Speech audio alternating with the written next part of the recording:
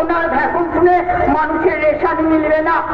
আর ওনার ভাষণ মানে মিথ্যে ভাষণ, মিথ্যে ফুলঝুরি, মিথ্যে কথা, ঝুমলা।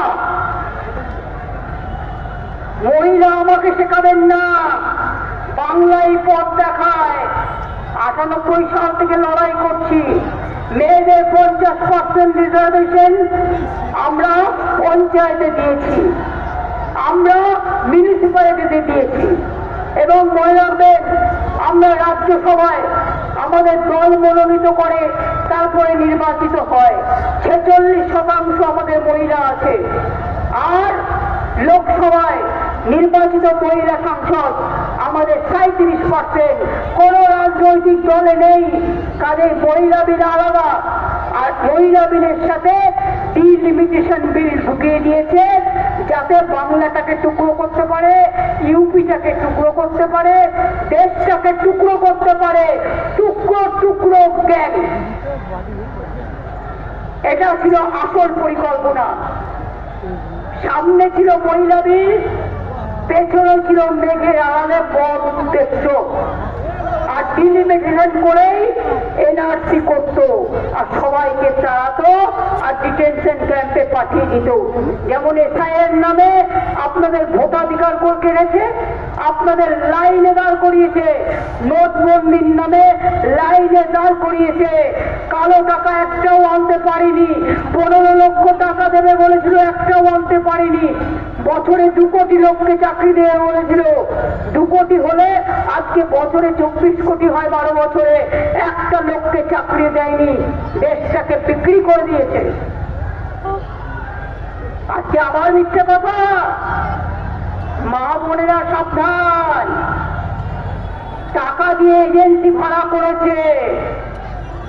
এজেন্সি এসে আপনাদের ফর্ম ফিল আপ করাবে, টাকা দেবো বলে। দিলেন কি গেলেন?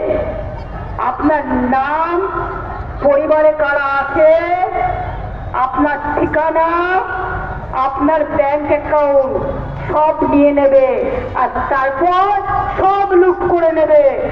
আপনারা 5 বছর লক্ষ্মীর ভান্ডার চান, 10 বছর চান, 15 বছর চান, 20 বছর চান, না একদিন ওদের কাছ থেকে কালো টাকা 3000 নিয়ে তারপর সবটা বিসর্জন দিতে চান? সেটা নিজেরা চিন্তা করে দেখবেন। দিল্লিতে বলেছিল দেবে 2500, আজ পর্যন্ত দেয়নি।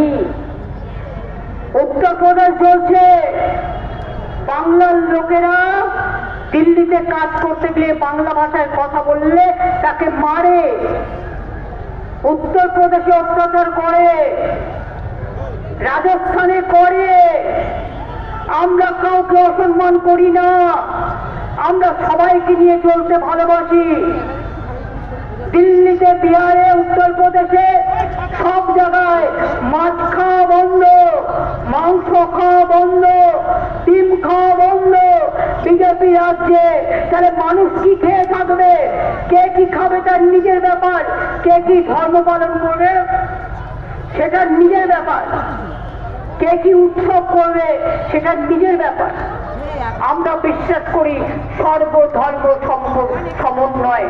আমরা বিশ্বাস করি বাংলা সম্প্রীতির মাটি, সবাইকে নিয়ে চলার মাটি, সংস্কৃতির মাটি। আমরা দুর্গা পুজোও করি, আমরা কালী পুজোও করি, আমরা ইফতারও করি, আমরা ঈদ মোবারকও করি, আমরা বড়দিনও করি, আমরা জায়ের থানাও যাই, আমরা মাঝির থানাও যাই, আমরা মতুয়া ঠাকুরেও যাই, আমরা লোকনাথ ঠাকুরেও যাই। এটা আমাদের পরম্পরা। আর বিজেপি ধর্মের নামে একটা বীজ বৃক্ষ তৈরি করছে। এই ধর্ম আমাদের কারো ধর্ম নয়। আমাদের ধর্ম রামকৃষ্ণ পরমহংসদেবের ধর্ম, আমাদের ধর্ম স্বামী বিবেকানন্দের ধর্ম, আমাদের ধর্ম রবীন্দ্র নজরুলের ধর্ম। তাই এটা কিছু নয়, পেছন থেকে দেখতে পাচ্ছি না বলে, সামনে যারা দাঁড়িয়ে আছে সেই জন্য বলছি। আমি আপনাদের বলি, এই তোমরা আমার গলাটা শুনতে পাচ্ছ, আর আমি তো ঘুরে ঘুরে বলছি সব জায়গায়, যাতে সবাই দেখতে পাও। এখানে লক্ষাধিক মানুষ আছে একটা কনস্টিটিউন্সির মতো, দুটো জায়গায় গর্ব হওয়া উচিত। এবং আপনাদের এখানে জমির মিউটেশন বন্ধ করেছিলাম, কারণ গরিব মানুষের জমি দখল করে নিচ্ছিল বলে।